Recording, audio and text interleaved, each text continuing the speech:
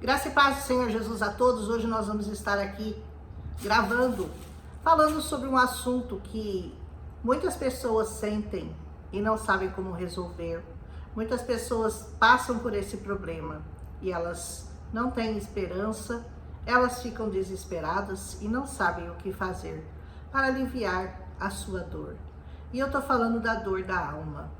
Essa dor que não é de agora, essa dor que é muito conhecida do Senhor, porque já desde os tempos, lá no início da Bíblia, o Senhor já falava das angústias da alma, das tristezas da alma, das dores da alma.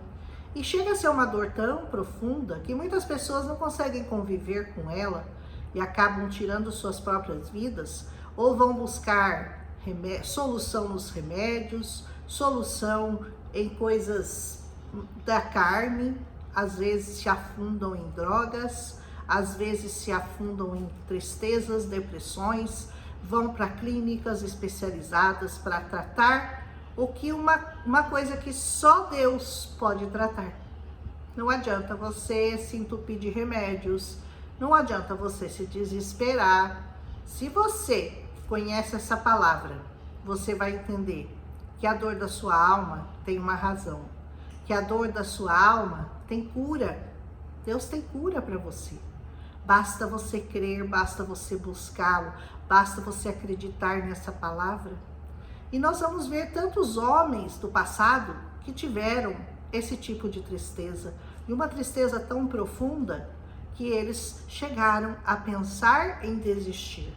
Mas porque eram homens de Deus, porque eram homens que confiavam realmente no Senhor dos Exércitos, no Deus que criou todas as coisas dessa terra, eles não se entregaram e eles conseguiram encontrar uma saída e uma vitória para todas essas dores. Eu quero meditar hoje então no Salmo 42, no versículo 5, que diz assim: por que estás assim tão abatida, ó minha alma?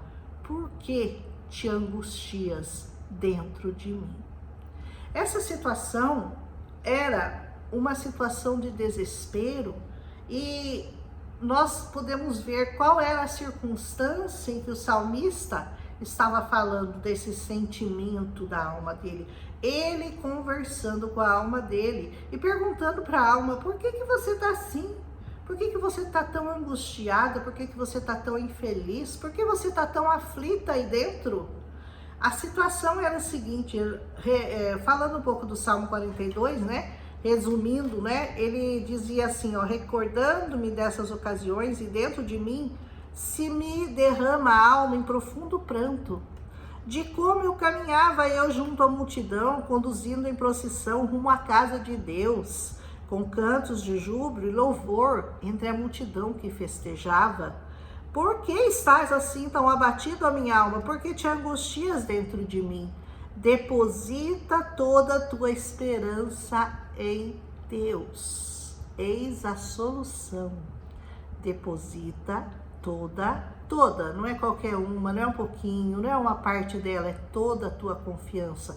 O salmista estava lembrando dos momentos de júbilo, em que eles se reuniam, eles estavam presos naquela época, mas ele se lembrava de quando eles se reuniam, todo o povo de Israel iam cantando em júbilo, alegremente para a casa do Senhor. Mas que naquele momento eles estavam impedidos, porque eles estavam presos, eles estavam cativos. Então ele diz: eu me lembro de como a gente festejava, mas ele diz para a alma dele: deposita a tua confiança em Deus. Eis o segredo, né? Deposita a tua confiança em Deus, porque eu ainda o louvarei por seu livramento. Ele é o meu Salvador. Aleluia!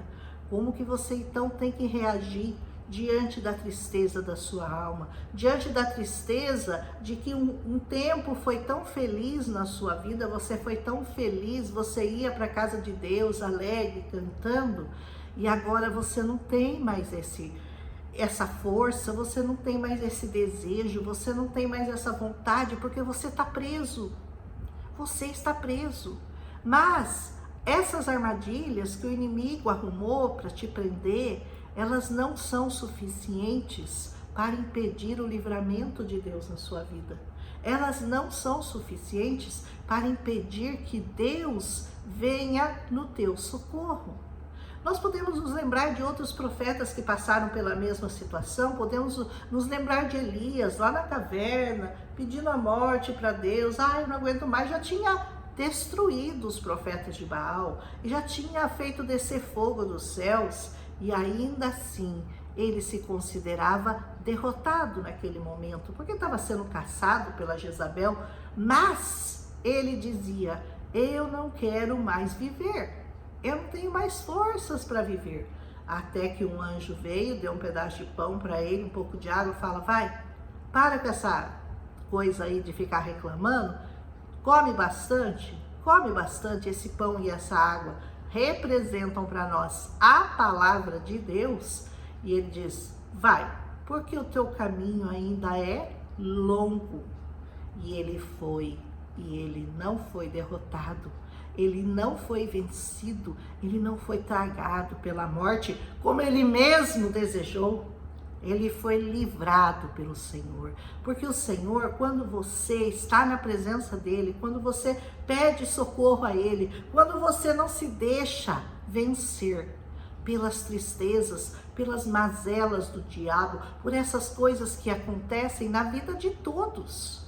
As coisas que acontecem com você acontecem com todos, mas você tem que saber reagir a elas. Você tem que lutar contra elas. E como que a gente luta contra elas? E como que a gente reage a essa sensação agonizante, terrível da nossa alma tão entristecida? Pelo Senhor, descansando no Senhor, depositando a sua confiança no Senhor. Nós vamos ver aqui em alguns textos, né, que até o próprio Jesus, em determinado momento da vida dele, ele sentiu também essa tristeza. Pensa que não? Ele diz assim, deixa eu ver se eu acho aqui, em Marcos 14, diz assim: levou consigo Pedro, Tiago e João e começou a sentir grande temor e profunda angústia. Tão profunda angústia que ele chegou a suar sangue. Mas sabe o que ele fez? Ele decidiu obedecer. Ele decidiu ir até a cruz. Mesmo que aquela agonia, aquela tristeza de ver o que ele passaria, porque ele sabia o que ele passaria por nós, ele não se rendeu. Ele não esmoreceu. Ele não se entregou. Ele foi até o fim. E muitas pessoas, elas acabam se entregando, elas acabam desistindo, elas acabam perdendo a confiança. Mas você tem que buscar no Senhor, nessa fonte inesgotável de vida, buscar no Senhor a saída para aquilo que aflige a sua alma. Mas é uma coisa que eu não consigo lidar, é uma coisa que não tem como desfazer. Então, se não tem como desfazer, fique bem. Não, tem como desfazer, mas eu não tenho força. Desfaça, desfaça. Vai lá, volta onde você errou, volta onde alguma coisa deu errado na sua vida e recomece. Há sempre esperança para aqueles que estão firmados na rocha, aqueles que colocam a sua confiança no Senhor. Por quê? Porque a nossa confiança não está nas coisas dessa terra, a nossa confiança, a nossa certeza está na nossa salvação, está na vida eterna ao lado do Pai. Mas Deus pode e Ele quer limpar a sua alma, Ele quer curar a sua alma, Ele quer passar o bálsamo na sua alma, não só para você viver na eternidade, não só na eternidade, mas agora. Ele tem bálsamo para você, Ele tem cura para você. Jesus é a cura.